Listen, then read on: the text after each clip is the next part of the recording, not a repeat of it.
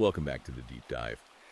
Before we jump into today's source material, I want to start with a very specific high energy request. Yeah, we have a massive topic today. We really do. So, if you value the kind of unfiltered, deep analysis we do here, stuff you honestly aren't going to hear on mainstream networks, I need you to hit that like and subscribe button right now. It makes a huge difference. It does. Literally take a second, look at your phone, and click it. We are building something significant, and you're going to want to be notified for what we have coming down the pipeline. Especially considering the text we're tackling today. This one is, well, it's heavy. Heavy is an understatement. We're diving into an ebook that carries arguably the most aggressive in-your-face title we have ever featured. It's called Jesus is the Best. By comparison, you are shit by Conrad Riker. All right. Now, I know what you're thinking. You look at that title and think we're about to discuss some unhinged rant or a Sunday school pamphlet gone wrong. But after spending the last few days with this source, that's not really what this is it? Not at all. In fact, Riker explicitly frames this book not as a self-help guide, but as a weapon. A weapon. Yeah, he's very clear in the introduction. He says, if you're looking for empowerment fluff, or if you're easily offended by harsh truths, just put it down immediately. This is an ultra-long, incisive, and fascinating manifesto. Written specifically for an audience that feels erased. Exactly. Men who feel the boot of modern society on their necks. He is writing directly to the manosphere, to men's rights activists, and to guys who feel displaced. And just to orient you, if you want to arm yourself with the full text as we go through this, you can buy the ebook right now on Amazon Kindle and Google Play Books. It really is essential reading to understand this specific worldview. So our mission for this deep dive is to understand his core argument. He wants to look at the history of our institutions, corporate, educational, religious, before he claims they were captured by feminists and Marxists. And then explore his roadmap for reclaiming masculinity. Right, so let's just get into it. The core argument here is that society isn't just naturally evolving. He calls it a cold, calculated war on masculinity. He does. And to explain how this war operates on a psychological level, he points to the double bind. I found this fascinating. Can you unpack the double bind for us? Sure. It's a psychological concept where a person receives two conflicting commands. You fail no matter what you do. A total trap. Right. Riker argues modern men are stuck in this. Society constantly broadcasts the message to be vulnerable, be soft, share your feelings. Which sounds nice in theory. But the moment men actually do that, the trap springs. Riker claims they are immediately punished, they're labeled weak, or they get rejected in the dating market. But at the exact same time, they're still expected to be the traditional provider and protector. Precisely. You have to open up and cry, but also, why aren't you strong enough to pay the mortgage and defend the house? If you show traditional traits, you're toxic. If you don't, you're pathetic. And he says this ignores basic biological reality. He introduces this concept he calls iron. Yes, iron is his shorthand for the evolutionary hardware of men. He looks at the archaeological record and notes that 94% of ancient weapons were buried with men. 94%. Yeah.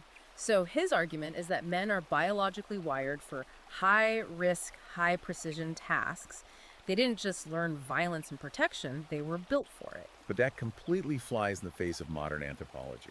I mean, you always see the Ulstarka pygmies cited as the ultimate proof that gender roles are just social constructs. The best dads in the world. Right, because they spend so much time holding their infants? Riker tackles that exact example head on. He points out a detail in the data that often gets left out. Which is? That when men in this tribe step into primary nurturing roles, child survival rates actually drop, and the motor development in those children is delayed. Wow.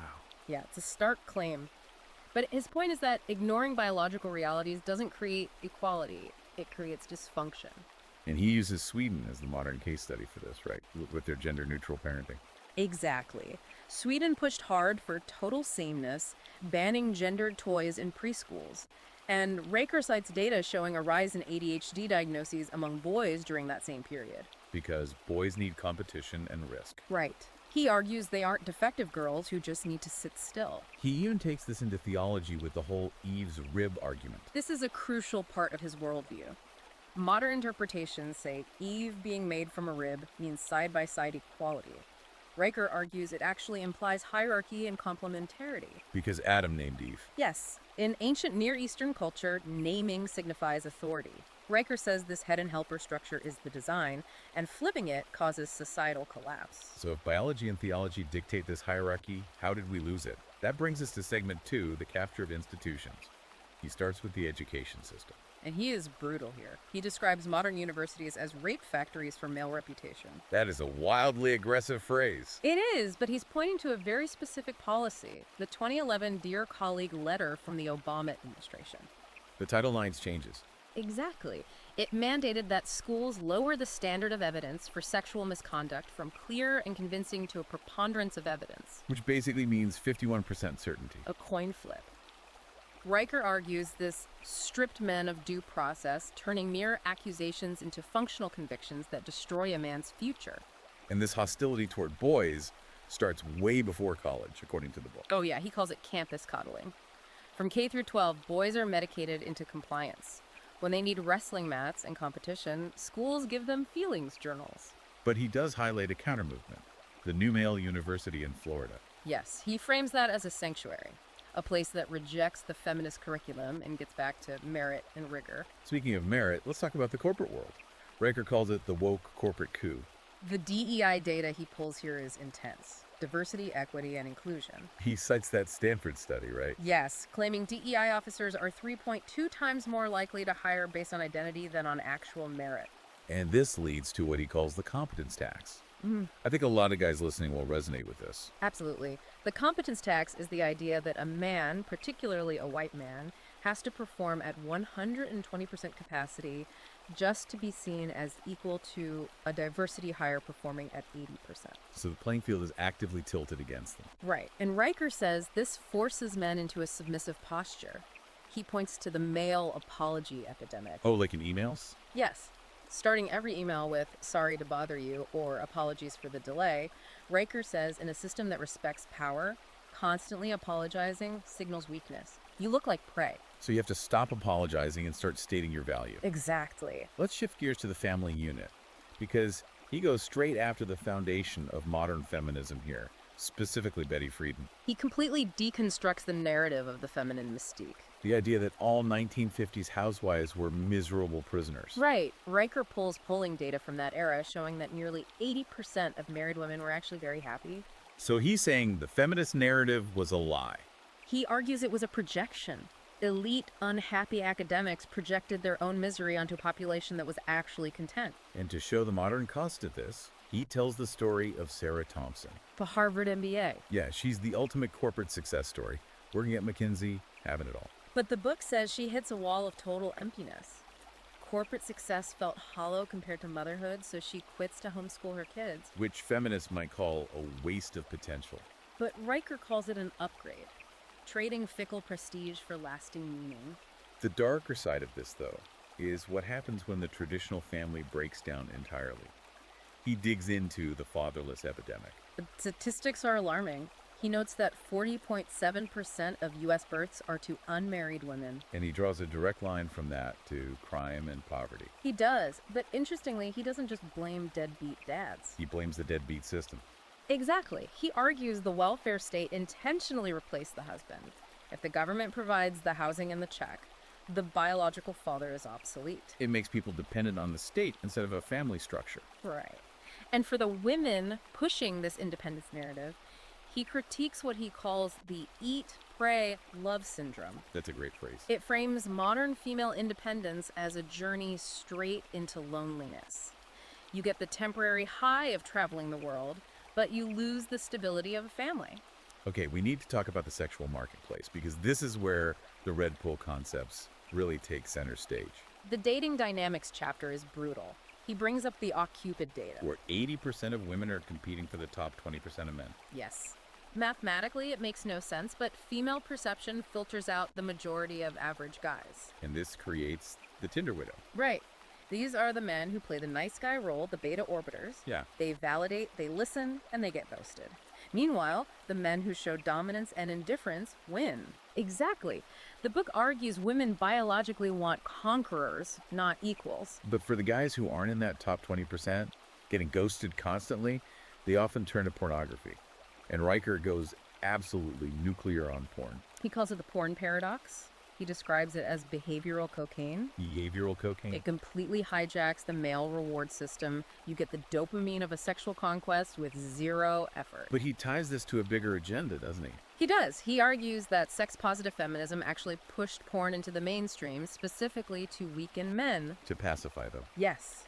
If you're sedated by screens, you aren't building, you aren't leading, and you aren't fighting back. So his solution is the 90-day reset. No porn, no masturbation for 90 days. He says you have to reboot the brain to channel that energy into real-world leadership. Which brings us to the final segment of the book, Reclaiming Masculinity. And he starts with religion. Specifically, what he calls the castrated church. Right. He is not a fan of the modern church prioritizing feelings and inclusivity. Not at all. He thinks they abandon apostolic succession. He rejects the hippie Jesus entirely. The gentle teacher with the lamb. He says that's a fabrication. The book depicts Jesus as the ultimate alpha male, a disciplined, confrontational warrior who braided a whip and didn't ask for permission. And that leads to his final roadmap for men, the Red Pill Trinity. This is a 3-step path to restoration. Step 1 is Jordan Peterson. Representing order. Clean your room, fix your immediate chaos, get your life together. Step 2 is Andrew Tate. Representing power. Seizing control of your finances and your mindset and being unapologetic about it. And step 3 is the Bible. Representing purpose, because order and power are dangerous if they aren't directed toward a higher moral mission. It's a very clear framework. It is. And his final call to action is basically a demand. Stop apologizing. Build businesses. Added weights. Lead the family. Reclaim the space you've been told to vacate. So, stepping back, Jesus is the best. By comparison, shit is undeniable in its impact. It's controversial, polarizing, but absolutely a weaponized text for men who feel displaced. He connects biology, corporate DEI, and theology in a way you rarely see. It's a comprehensive worldview, whether you agree with it or not. Exactly. And that is why we wanted to break it down. If you're feeling that pressure, if you're a man who feels erased, this is a text you need to read for yourself. Don't just take our word for it. Look at the primary source. Go to Amazon, Kindle, or Google Play Books right now and buy the ebook. It's incredibly long and detailed, and we only scratch the surface of the data he provides. And you should also follow the author directly. He's at Conrad Enriker on Substack. Yes, at Conrad Enriker on Substack. He posts weekly truth bombs there, so if you want to keep up with his analysis, that's the place. Highly recommend it. And hey, before you close out the app, please like and subscribe to our show. It helps us continue doing these deep dives into massive controversial sources. We really appreciate the support. Now, we'll leave you with a final thought to mull over. Riker talks extensively about how modern society suppresses male aggression and risk-taking. Medicating it away or penalizing it in the workplace. Right, but if aggression is just energy, and energy cannot be destroyed, only transferred, where does all that suppressed male energy actually go? If men aren't allowed to channel it into building, protecting, or leading, does it just disappear? Or does it curdle into something much darker? That is a terrifying question. Something for you to explore on your own. Thanks for joining us, and we'll see you in the next deep dive.